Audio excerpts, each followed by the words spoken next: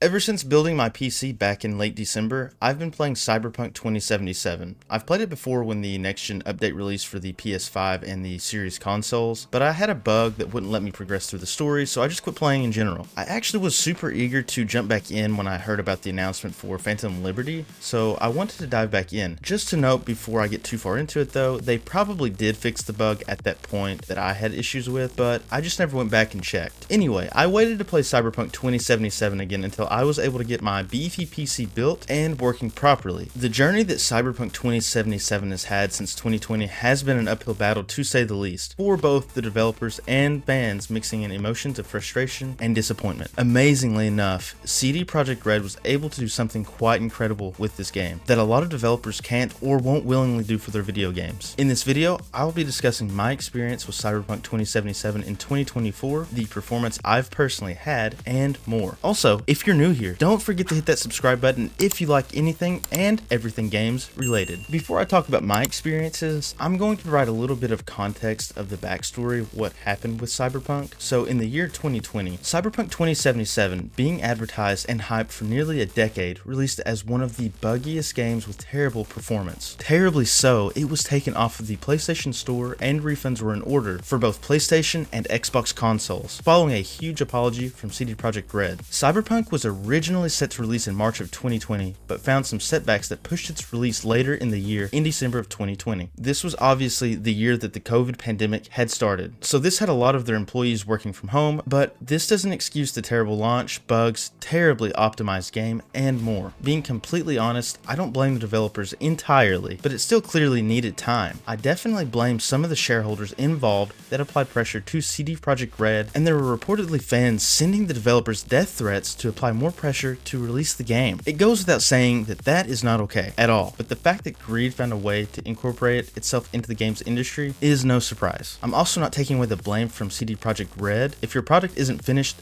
don't put it out there. With all of this pressure though, the poor release of their game, stocks plummeting, it looked like a bad time to be involved with that entire situation. Not to mention, fans were hyping this game up every step of the way, following the success of The Witcher 3, which is a great game in its own right. Now, with all of this happening, I thought that it was over for Cyberpunk in terms of the future content they had discussed in the past, and that CD Projekt Red was just going to do the bare minimum in fixing the issues, and that was it. That was not the case, however. They went on to release the next-gen version of Cyberpunk for PS5 and Xbox Series consoles, which, to be fair, they did say they were going to do that at least. Once this was released, I felt like the game was heading in the right direction, and again, I thought that was going to be it for the game, but they later announced that they would be releasing an expansion for Cyberpunk, Phantom Liberty. When the PS5 version released, I purchased it while it was on sale, and I didn't have any issues or bugs until I couldn't progress through the game, like I mentioned earlier. And that kind of rubbed me the wrong way, but what I had played, I enjoyed a lot. I think the issue with Cyberpunk was that it was in a weird time where they had been working on it for so long, while being in the middle of a lot of pressure to release it on consoles that were on their last legs. Talking about the PS4 and Xbox One, it truly is a game that shines incredibly on next-gen consoles and stronger PCs that can take advantage of the beautiful fidelity, ray tracing, and bustling city life of Night City. Updating Cyberpunk took a lot of time, but the updates proved to be worth it.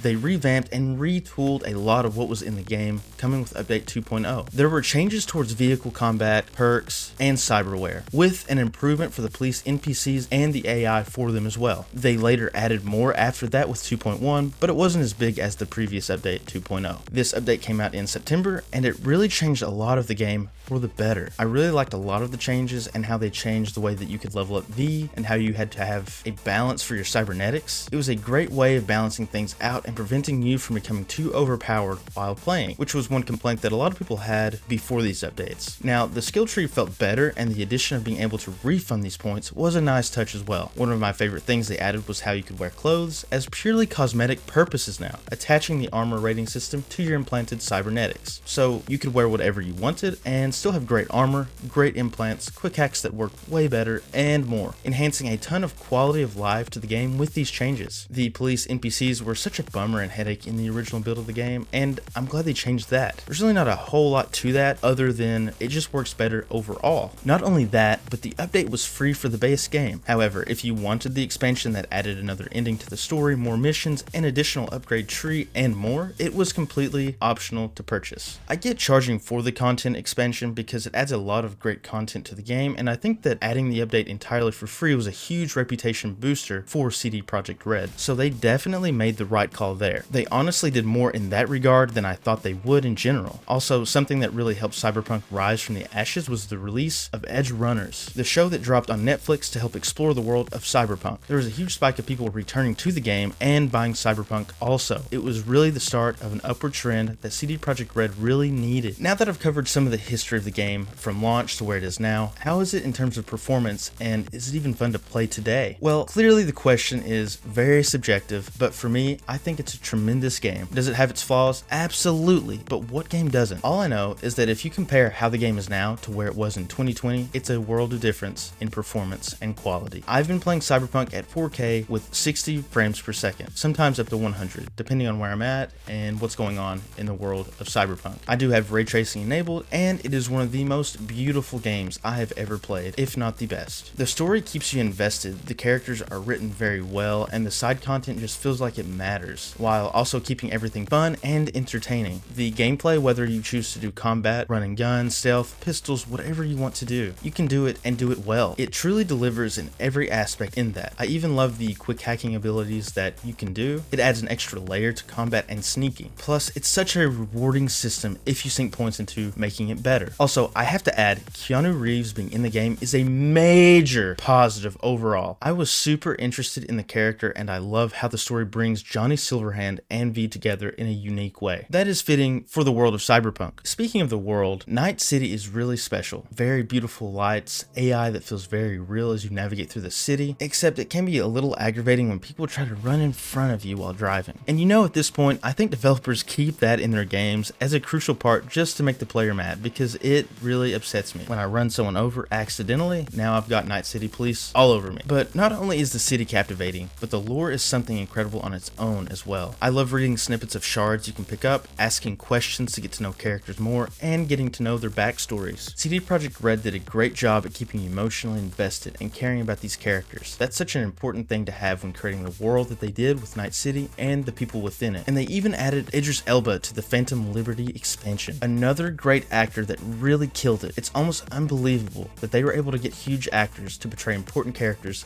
in this game. Solomon Reed was a great addition to the already powerful group of characters. I think Idris Elba was a perfect decision to play Solomon Reed, and CD Projekt Red is really good at casting these actors to play these really important characters. Some of my favorite activities to do in the game was the racing with Claire and the Cyber Psycho encounters when helping Regina Jones. These are just key examples of different gameplay mechanics, and both of them being completely different in play styles, with racing cars with Claire's character as you get to know her more, to reading the backstories of all the people that went Cyber Psycho. Plus, trying to keep them alive by not going all out on them was a bit of a challenge sometimes too, but it made for an interesting change of pace while playing. When a video game can actually change up different types of gameplay but make it enjoyable, that's how you know it's a strong game in its own right. Another thing that I might add is that I love the beginning, because once you're finished with a certain section of the game, it has a feeling of dread and that it's already over. The part after you steal the biochip is what I'm meaning. Almost felt like it was over, but it just continued strongly too. Another thing that I really liked about Cyberpunk was the ability to change your gameplay based off of the implants you could use, ranging from using projectile launchers, blades, jumping super high, slowing down time. I just like having options in a game like this, and man, did it deliver. That's just one layer of the entire gameplay features that Cyberpunk just has to offer. My personal combo was using a grenade launcher on my arm, a katana with a deeply upgraded melee system, shotgun, and sometimes a pistol or assault rifle, depending on how I was feeling when I played. Cyberpunk really does reward the player with however they want to play, and I think that's what makes it so satisfying when you play it. The choices to build V the way you want is abundant. The two players that I created when I played went down completely different life paths. I made different choices and built a different character all around. It definitely has replayability on top of that. I will say the one part that I have disliked a lot about the game is when you have to access brain dances and cycle through the thermal, audio, and normal layer recordings to find information on people or quests. I get that some people might like that kind of thing, but that part of the game just wasn't for me. I thought of it boring and sometimes annoying if I was missing something. Plus, if you're not someone that wants to sink 50 to 100 hours into a game, Cyberpunk might not be for you. You can rush the game if you'd like, but you won't get the same feeling without doing a ton of side content that actually ties into the main story. But it is doable. It's one of those games that takes a long time to finish it with multiple endings. Everything aside though, this is something that should always be talked about in the video game industry, especially Cyberpunk. This shouldn't be the norm for developers. developers. They shouldn't release an unfinished game just to finish it nearly 3 years later after release. Since the game finally feels complete after the Phantom Liberty expansion, I just want to throw that out there because broken games happen too often these days. But I will say, very few come back from the struggles that Cyberpunk went through. But with all of that aside, it's a game that I can recommend, and I strongly recommend people to try it out or give it another shot, especially after all the hard work that was put into fixing this game. That's why I think that this could be one of the biggest comebacks in gaming. But of course, that's just my opinion. Now that will be all for my Cyberpunk 2077 video. I had a blast playing this game, and I'm just going to continue to play it in the future as well because of the replayability. I am super excited for future releases for this franchise, just as long as the launch is better, obviously. But what about you guys? If you have any thoughts or criticisms, put them down below. I love hearing everyone's thoughts on my videos. I just love the discussions I can have with people, agreeing or disagreeing. And as always, if you enjoyed the video, consider hitting that subscribe button and give the video a like. If you haven't watched my previous Bethesda video where I talked about the identity of Bethesda, click here to watch it now. Until then, I will see you guys in the next video. Thanks for watching.